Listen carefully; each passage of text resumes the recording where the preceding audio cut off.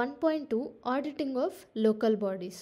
So ఇది న్యూస్లో ఎందుకు ఉంది అంటే రీసెంట్గా గుజరాత్లో international centre for audit of local governance అనేది ఇనాగరేట్ చేసినారు. దీన్ని షార్ట్గా ICAL అని కూడా అంటారు. సో ఈ ఆడిటింగ్ సెంటర్ అనేది ఫస్ట్ అనమాట మన ఇండియాలో. దీని మెయిన్ ఏమైంది అంటే ఆడిటింగ్ లోకల్ గవర్నెన్స్ బాడీస్కి ఆడిట్ చేయడానికి ఒక గ్లోబల్ స్టాండర్డ్ సెట్ చేయడానికి ఈ ఇంటర్నేషనల్ సెంటర్ తీసుకొని ఇన్స్టాల్ చేసిరనమాట. సో ఈ ICAL అనేది పాలసీ మేకర్స్తోని అంటే లెజిస్లేటివ్ మెంబర్స్తోని ఇంకా ఆడిటర్స్తోని కొలాబరేట్ అయ్యి వర్క్ చేస్తుంది. అండ్ లోకల్ గవర్నమెంట్ ఆడిటర్స్కి ఇండిపెండెన్స్ ప్రొవైడ్ చేస్తుంది. తర్వాత ఫినాన్షియల్ పర్ఫార్మెన్స్ అసెస్మెంట్ అంటే లోకల్ బాడీస్ ఎట్లా పర్ఫామ్ చేస్తున్నాయి ఫినాన్షియల్గా, మళ్ళా సర్వీస్ డెలివరీ, ఇవన్నీ ఇంప్రూవ్ చేయడం దీని మెయిన్ ఉద్దేశం అనమాట ICALది.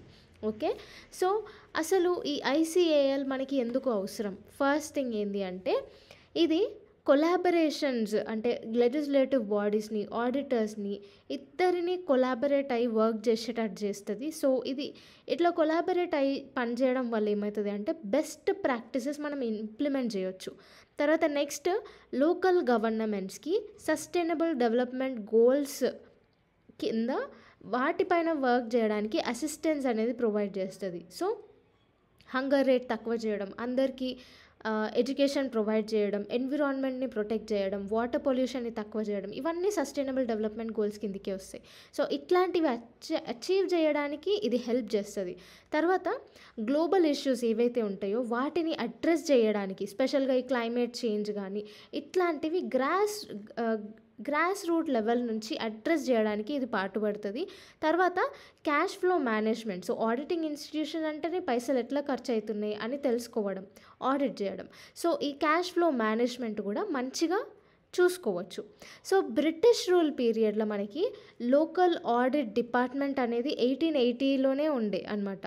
సో క్రియేట్ చేసినారు 1880లోనే మనకి లోకల్ ఆడిట్ డిపార్ట్మెంట్ అనేది బ్రిటిషర్స్ కింద ఉండే.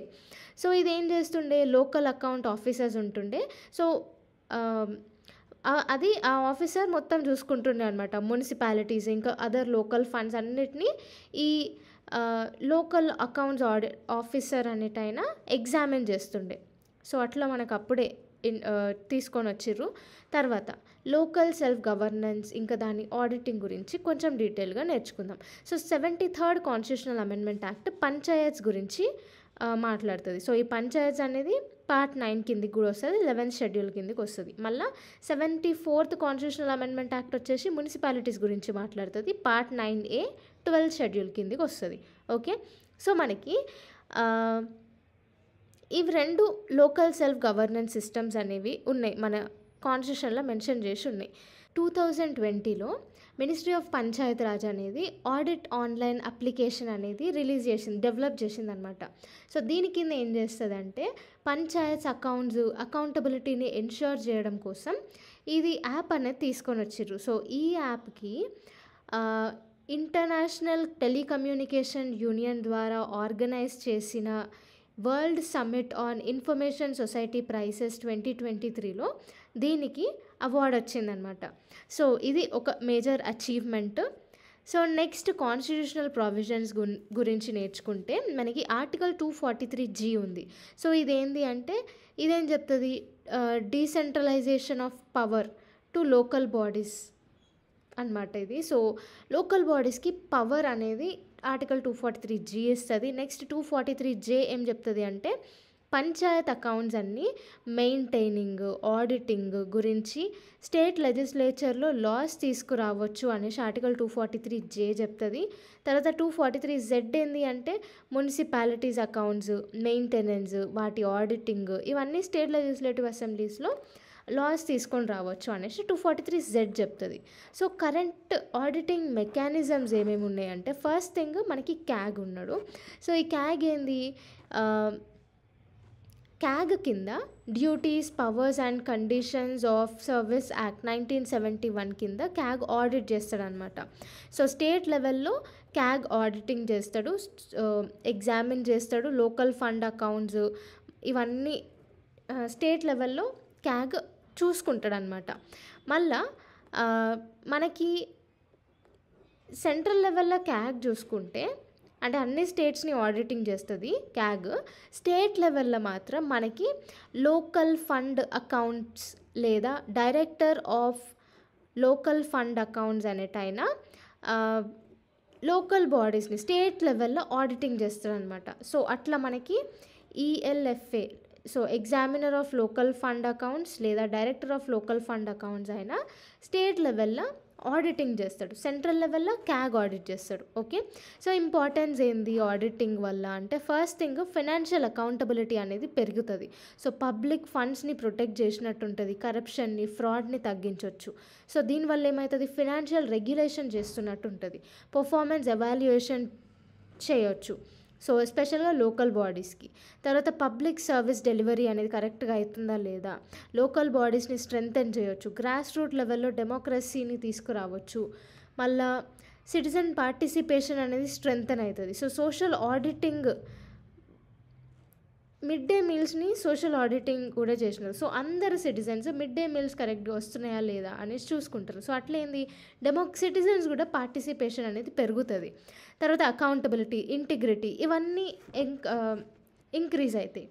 Next decentralisation and inclusive development. So ఇదేంటి అంటే లోకల్ కమ్యూనిటీస్, మార్జినలైజ్ గ్రూప్స్కి డెసిషన్ మేకింగ్ పవర్ అనేది వస్తుంది.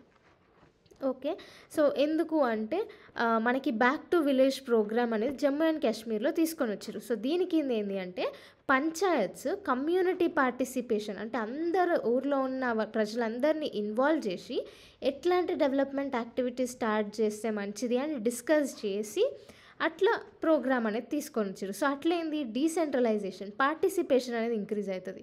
నెక్స్ట్ స్పెసిఫిక్ లోకల్ లెవెల్లో ప్రాబ్లమ్స్ని అడ్రస్ చేయడానికి ఉంటుంది. ఫర్ ఎగ్జాంపుల్ గుజరాత్లో మనకి వ్యారా డిస్టిక్ అనే దానికి అంబులెన్స్ హాస్పిటల్ సర్వీస్ కోసం రోడ్ డెవలప్మెంట్ చేసినారు. తర్వాత పొలిటికల్ రిప్రజెంటేషన్ అనేది ఉంటుంది, స్పెషల్గా మార్జినలైజ్డ్ ఇంకా వల్నరబుల్ కమ్యూనిటీస్కి. తర్వాత డెవలప్మెంట్ యాక్టివిటీస్ని ప్రమోట్ చేసినట్టు ఉంటుంది. మళ్ళీ WHO ఆల్మా అటా డిక్లరేషన్ అనేది ఉంది on primary health care. So దీని కింద లోకల్ లెవెల్ హెల్త్ కేర్ యాక్సెస్ని ప్రమోట్ చేయడానికి ఉంటుంది.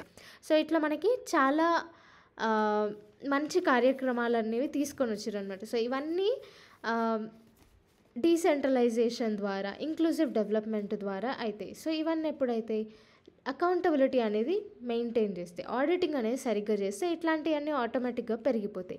నెక్స్ట్ ఇంకొకటి ఏంది వాటర్ మేనేజ్మెంట్.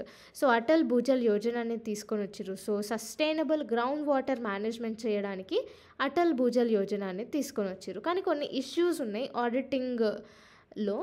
ఏంది అంటే ఇప్పుడు ప్రజెంట్ ఆడిటింగ్ సిస్టంలో రికార్డ్ కీపింగ్ అనేది చాలా అంత మంచిగా లేదు.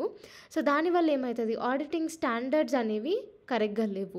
తర్వాత స్కిల్డ్ పర్సనల్స్ అనేవాళ్ళు చాలా తక్కువ మంది ఉన్నారు. సో దీనివల్ల క్వాలిఫైడ్ ఆడిటర్స్ అనేవాళ్ళు అంత షార్టేజ్ ఉందన్నమాట వాళ్ళకి. తర్వాత ఓవర్లాపింగ్ జ్యూరిస్డిక్షన్స్ వల్ల, so state, central, local auditing systems అనేవి ఓవర్లాప్ అవ్వడం వల్ల కన్ఫ్యూజన్, ఇన్ఎఫిషియన్సీస్ అనేవి ఇంక్రీజ్ అయిపోయినాయి. నెక్స్ట్ అకౌంట్స్ మెయింటెనెన్స్కి ఉన్న లాస్, ప్రొసీజర్స్ ఇవన్నీ అవుట్డేటెడ్ అయిపోయినాయి. ఆల్మోస్ట్ ఒక డీకేడ్ ముందు దీన్ని ఫ్రేమ్ చేసిరనమాట. So outdated account maintenance laws ఇవన్నీ ఉన్నాయి. దాని తర్వాత ఆడిటింగ్ ప్రాసెస్ ఇంకా వాటి సిగ్నిఫికెన్స్ని అంత ఎక్కువ శాతం అవేర్నెస్ అనేది లేదు వాటికి. సో ఇదంతా ఉంది అనమాట.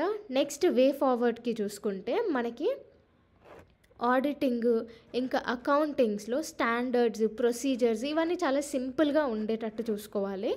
లోకల్ ఆడిట్ ఇన్స్టిట్యూషన్స్కి ఒక director of local fund accounts ఇట్లాంటి వీళ్ళు ఉండాలన్నమాట. సో వీళ్ళు కూడా ఇండిపెండెంట్గా ఉండేటట్టు చూసుకోవాలి. తర్వాత లోకల్ బాడీ ఆడిటింగ్ రిపోర్ట్ అనేది స్టేట్ లెజిస్లేచర్కి ఇవ్వాలి.